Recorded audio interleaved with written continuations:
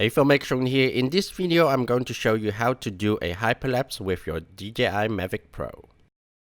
With all the talks about the hyperlapse in the DJI Mavic 2, I went out using my DJI Mavic Pro to try and capture a hyperlapse. The most important thing is to set your Mavic Pro to tripod mode. This you can do by pressing the remote icon on the left side to go into the intelligent flight modes. And there on the right hand side you can see tripod and choose that mode. What the tripod mode does, it slows down your drone, because for hyperlapse we want to see other objects moving at quite fast speed while the drone is moving at its normal pace. And we at least need a flight distance of 2 minutes, so we can at least capture a 2-minute video and speed that up to make a hyperlapse.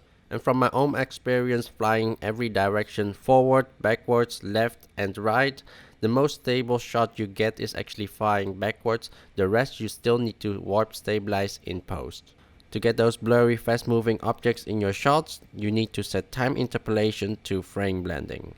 Hope you guys find this video quite useful. If you are new to this channel, please hit that subscribe button here below, and also make sure to hit that bell icon so you're always updated when I post a new video. See you guys the next time. Bye bye.